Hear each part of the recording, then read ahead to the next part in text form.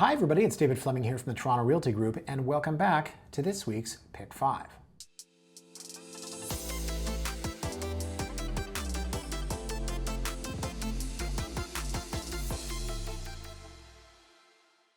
Now, the longtime viewers of Pick 5 will know that I like to do a geographic Pick 5 sometimes. I like to look at a property-specific Pick 5 sometimes, and then every once in a while, I love looking at price point. Now, I can make an argument why any of those themes is the most interesting, but here's the thing about looking at a price point. If you really want to compare and contrast value, and especially if you're a buyer, you're going to get familiar with the concept of trade-offs.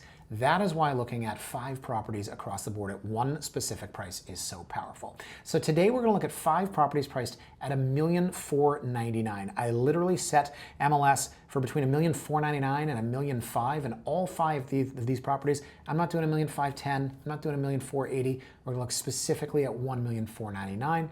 We're going to compare and contrast the locations, the property styles, sizes, the level of finish, and the level of features. Now, before we get involved, I will say this.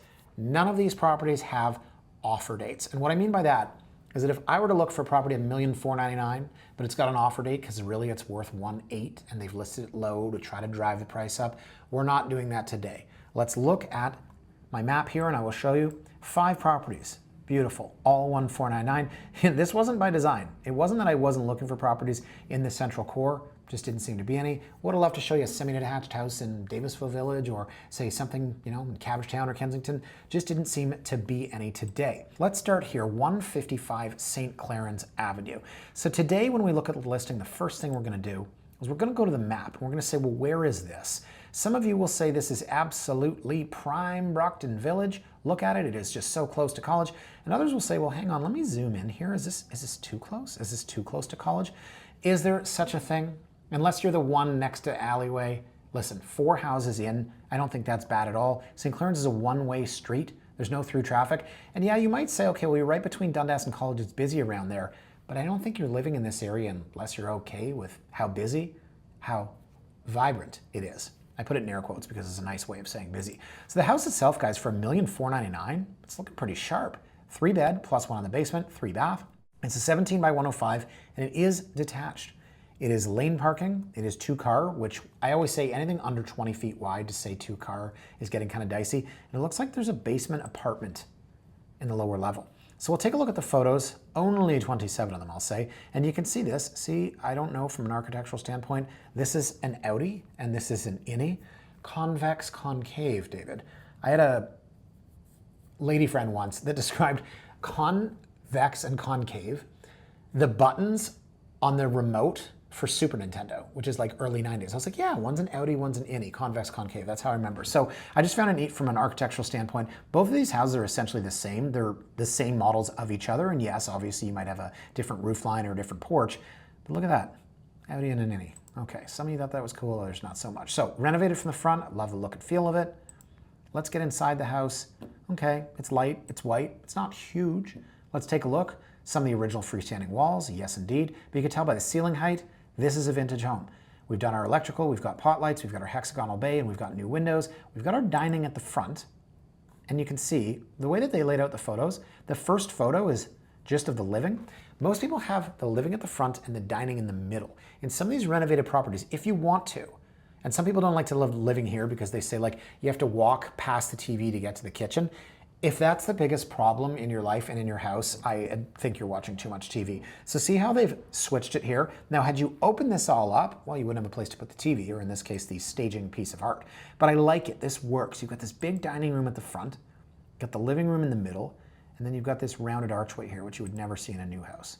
I always say, nowadays, everything's just done as easy as possible. You've got a little eat-in here in the kitchen, and it is renovated as well. This is $1,499,000.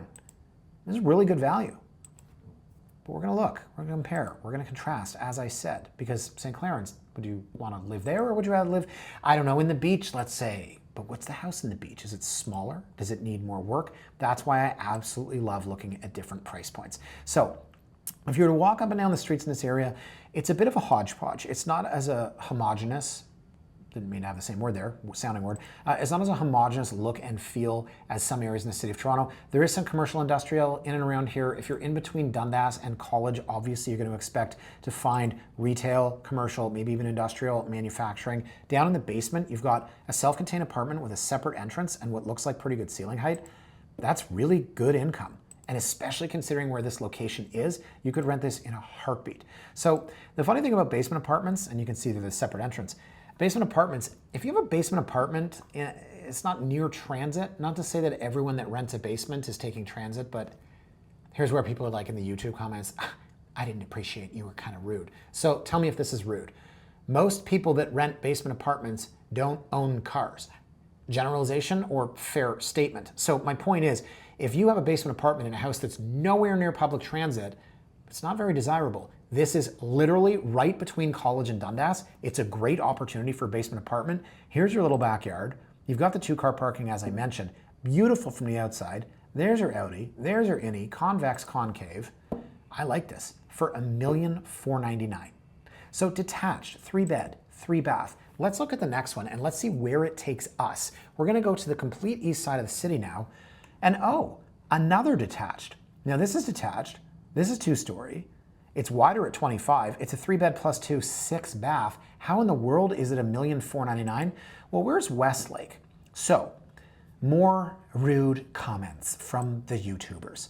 Along the Danforth, once you get past Bloor, you have Prime Plater and Jackman. Then you've got Danforth Village. And as you continue to go further to the east, you get past Woodbine, and there's a drop-off. There's a drop-off in value because there's a drop-off in desirability. There's a drop-off in the homogeneous look and feel. There's just a genuine drop-off. And when you get out as far as basically Danforth and Main, prices drop accordingly. So let's look at the photos here, guys, and there are 41 of them, so pack a bag. So from the outside, yeah, it looks like a pretty typical East York stucco box. It's a corner lot. Now, not huge, so it looks like it was maybe a top-up. I believe the original structure was 1080. They purchased it for 1080 in 2020. And then you look on the inside, no, not a huge house at all. So this isn't like your typical 2-story new build on a 120-foot lot. Actually, it looks a lot deeper. This one looks kind of narrow. See what I mean, guys? And then this one looks way deeper. So maybe it's a special camera angle or lens or something like that, but very, very well finished. And so I would argue, once again, there is a tremendous opportunity for the person that values the fit and finish of this house, the fact that it's essentially brand new, but is okay with a Westlake location compared to something like Prime Beaches, where we're gonna look at a little bungalow. This is why I love comparing and contrasting properties at a price point, because I work with, well, here's a little bit about me. I'd say 70% of my business are sellers and 30% of my business are buyers. That's just the way that it kind of goes. Obviously, I have a team and they work with a lot of our buyers. But so many of my buyers, or I would say, every one of my buyers, have different evaluation criteria that always keeps me on my toes. So you might have a buyer that, listen, I want the biggest, best house I can get, and I don't really care where it is. Then you might have somebody that's like, I need to be in this tiny little area. This is my budget, let me know what I can afford. So when it comes to what I call the real estate equation, and I'm gonna pause here for a minute, I always say A plus B equals C. So you have your price, you have your property, and you have your location. And I can see Isabel trying to do the math off camera. Now, if you remember, and this is probably what, grade 9, you can divide by 1 to find the other. So my point is, if you have price and property, I can find your location. If you have property and price, did I just do that one? Yes, I did. But the point is, so let's say you have a $1.5 million budget and you want to be only in Leaside. Okay, I can tell you exactly what you're going to get. Very small semi, maybe a bungalow in bad shape. If you have a $1.5 million budget and you want to get a 4-bed, 4-bath detached, I can tell you what location you're going to be in. So if you solve for X, if you have 2 of the 3, you can find the third. And this, in a pick 5 like this, is where we really show where the trade-offs are. So the third part of that would be price, of course. If you say, I need this property in this location, I can tell you what price it's going to be. So there's a really great house here, guys. And if you're okay with this location, and it's not a bad location by any stretch, I'm just saying that there are some people that, right, self-contained basement apartment, amazing. There's some people that would say, yeah, listen, it's a great house, but I'd rather be further west. And there are some folks that would say, hey, I've got more money. I can be buying that house in a better location. So this one here, guys, I think tremendous opportunity. It just has to find the right buyer, like every property that we're looking at today. So we'll go to the next one, and this is the one I mentioned in the beach. 9 Elmer Avenue. Now this is, as you can see, detached 2-story. Now see the photo here, work with me guys. It looks like a bungalow from the front, and it essentially is, but it's one of those houses where it's sort of, what would you call it? Not a shotgun house like in New Orleans, but you walk in and yes, it's got an original bungalow. There is a second story, but it's only half of the house. And I'll show you what I mean as we go through the photos. So it's 2 beds plus 2, which are likely in the basement. Private driveway with 4-car parking. And you're gonna say 4-car parking, that's a really big driveway. Check this out, look how far setback, so you can see the top of the house peeking out there. So this is really pretty from the front. And then, nice porch. See how far setback this is? Here's your 4-car parking on Elmer Avenue, a stone's throw from Q Beach. So we're a bit worn on the floors. We've got original doors and trim and probably, yeah, some older cabinetry. But guys, look at the location here. That's what you have to remember. So it's only a 2-bedroom house. It's not renovated. Oh no. This is for the person that's looking for the location. So might be repeating myself here, but it's the buyer pool. I think it's a downsizer. I think potentially it could be the young, childless couple, right? Whether they intend to have kids or whether it's like, okay, it's our first house. We don't want a condo. And you know what? And sorry, I'm gonna interrupt myself here. Oh no, we don't have quartz countertops. Look at the location. This is a location play through and through. So maybe you're having kids down the line and maybe you're just wanting to skip the condo step and we're fine. We can have a kid in here, maybe 2. We'll move into the big house one day. No, it's not fully polished like the one that we just looked at. We're probably gonna go down in the basement and see some like my childhood, right? With the wooden paneled basement. But this is such a good location. And so I was doing a podcast the other day and I was talking about one of the trends I've noticed are people that will sort of buy the worst house in the street, so to speak. Now, this is not the worst house in the street, but what I mean is somebody that's trying to get into Moore Park. Okay, we sold a house for $4 million that needs a ridiculous amount of work. They're gonna move in, they'll do it slowly over time, entry level to that area. We sold a house on Leaside for 2.4 that would be over 3 if it wasn't beat the hell out of, and issues with tenants, and foreclosed on, et cetera, so it's got a red flag, but guess what? We couldn't afford to get into the area otherwise. There is a lot of that out there in the market, and so what I would say is that while polished product's selling really well, you take a house, there you go, wood panel basement. You take a house where you say, okay, listen, I might not have granite countertops here, and I might not have stainless steel appliances, but you cannot ever replicate this location. And I love these photos of the planter boxes. This is really cute. So, I believe the 3 tenets of real estate were location, location, location. If you've ever heard of that one, sure. Some people buy me the best house that you can possibly find me, and I don't care where it is. For the folks that want location, yes, this house needs a little bit of TLC, but this is absolutely A+ through and through. 24 by 122, 2-bed plus 2, 2-bath. I like. Okay, we're gonna move on now. I think we're going back west, if I'm not mistaken. Are we going to Gilbert? Yes, we're going to Gilbert. Okay, so we're back out in the West End. Now this time, we have $1,499,000. We are detached 2-story, 22, that's a bit narrow, 180, that's pretty deep, 3-bed plus 1 4-bath. So when you get the 4th bath, we've got 2 in the, a 2-piece in the ground, we have a 3-piece upstairs, we have a 4-piece, so we've got like the kids' bath and the master ensuite, and then we've got 1 in the basement. Now, like the first one that we saw, first 2 actually, we've got the plus 1, so we have the kitchen in the basement, and here we have legal front pad parking. Let's go to it. Gilbert, we are out at Caledonia and St. Clair. So I used to do a lot of business before the LRT, some of the cheapest, I don't want to say cheapest real estate, but this pocket here and then up here. And people would say, well, there might be a subway coming along Eglinton one day, which is kind of funny because we still say that. But back in the day, you could get really good deals in this area. I still think down here in this pocket, just on the east side of what is along Cemetery here, and on the west side towards Old Weston Road, there's still really great value, and this is a prime example of it. So this is, as I said, a 3-bed plus 1 4-bath, 180-foot lot for $1,499,000. This is a really great house. Look at the size of that lot, guys. It's like having a park in your backyard. Wild. So $1,499,000. And then you look at the house we just saw. I know I'm going all over the place. This is why I love the exercise. You got a little 2-bed half-bungalow in the beach prime location, and here you got a monster house on a 180 out at Weston and St. Clair. So a little bit narrow, and you can probably feel that, but they've used really good furniture. Ooh, this is how I used to do my DVDs back in the day. I did them by color. Yeah, DVDs. Oh man, I'm really dating myself there. Yes, I did. I bought DVDs. I don't know. Just something so great about popping a disc in, being the single guy. You're like, should I watch Saving Private Ryan or Thin Red Line? I don't know. I just want to see something. And now they're in boxes in my mother's garage. Yeah. You know, it's funny. I watched a interview with Bill Gates once, and he said, in the future, you'll come home and your TV will know what you want to watch. I thought, that's the dumbest, most arrogant thing I've ever heard, because it's stupid and it makes no sense. And this guy's just showing off. And now you come home and your TV knows what you want to watch because of the algorithm, a lesser AI. Well, far be it from me to question Bill Gates. I'll be over there with my DVDs, if you will. DVDs were a smart move. My friend Andrew back in the day collected VHS. True story. Those are probably in his mother's garage or in a dumpster fire somewhere. So back to the property. I could have sworn that was snow. Does that look like snow to you? No, I don't think so, but that would be really funny. Kind of did look like it. So another one with a basement apartment. This one is sort of less of a basement apartment, more what I would call in-law suite. They've at least staged it as such, with the kids' toys and that sort of thing. So maybe you've got a nanny, maybe you've got a family member living with you. But the backyard is the one that I keep coming back to, you guys. I cannot believe 180-foot lot.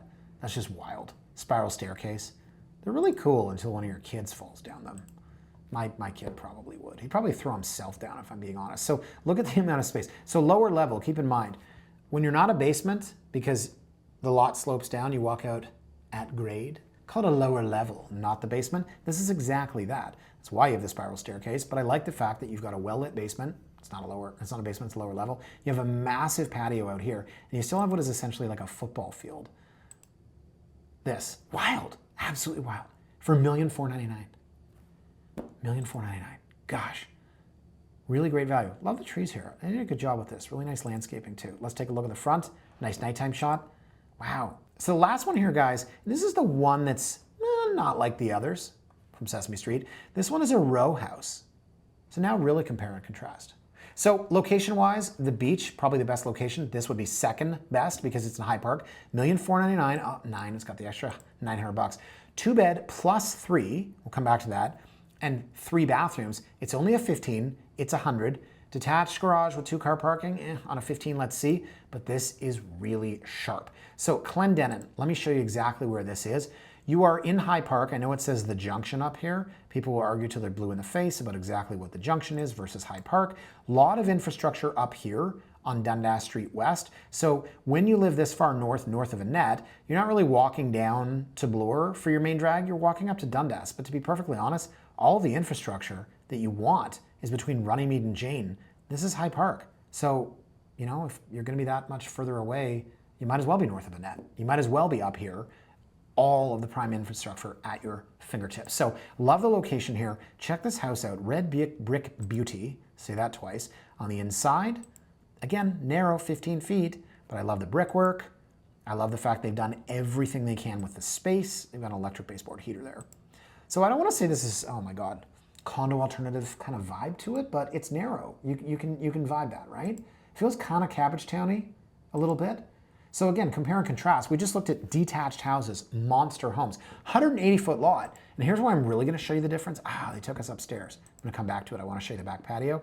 So here's where you get into that plus. It said +3, probably like a room up here. And if it's not a, yeah, that's definitely the plus. That's like a loft up there. So maybe it's an office. Yeah, you can see there. So climb up your ladder to go to the office. You can tell by the black granite, right? Okay, so they've done this reno not too recently. Big, deep soaker tub. And then you can see polished concrete floor.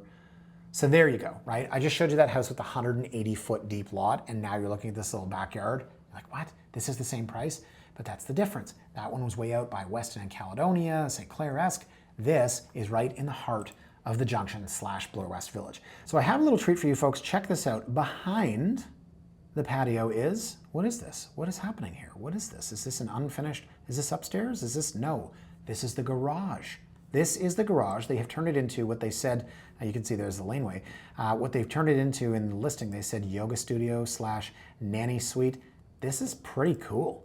That's a lot of house for $1,499,000. So the funny thing is, we're looking at this little house and it's only a 2-bedroom, and I said it's kind of long and narrow, and the reno looks like it was a bit dated, and you're comparing it to detached 4-bed, 4 baths with 180-foot lots. Then all of a sudden you throw that in and you say, hold on, there's a laneway suite. I'm not going to speak to the legality or anything like that. And you can see they fit 2 cars back here. But if you want to go in, again, this is right up top. It's like a loft, and I don't know if you can stand up here. And whether or not this is polished, right, to your level of satisfaction, whether or not you would use this as a home office, whether it would literally be for a nanny or just for a friend of yours, I think that's pretty darn good value, don't you? And the house is kind of cute from the outside. So that's it for this week, guys. And I want to go back one more time. Let's just take a look at the properties. We had 5 of them. Now 4 detached and 1's the row, but it's got the house out back. All of them $1,499,000. We've got a 2-bedroom, a 2-bedroom, and 3 3-bedrooms. We've got bathrooms ranging from 2 all the way up to 6. All the different basements have different varieties. Some are rec rooms, some are apartments. We've got one with the laneway house. We've got anything from 1-car parking to 4-car parking. We've got front paths, we've got private driveways. We're comparing and contrasting across the board. And then the most important part of that is the location, because we have one in the prime beach, steps to Queen. We have one in what is essentially prime Junction. We have 2 that are, pretty far out west there. And then we've got one that's pretty far out east towards Danforth and Maine. The point being, guys, at $1,499,000, we look at 5 houses. They're completely, totally different in every way. If you're an active buyer, I would hope that this has taught you today a lesson in trade-offs, compromises, and comparing and contrasting. So folks, thank you so much for watching. As always, if you would like to have Pick 5s emailed directly to you, sign up at TorontoRealtyBlog.com and you get an email every Thursday when we launch. Thank you for watching this episode, guys. Feel free to drop me a comment in the section below if you're watching on YouTube. Have a fantastic weekend, and we will see you next week. Bye for now.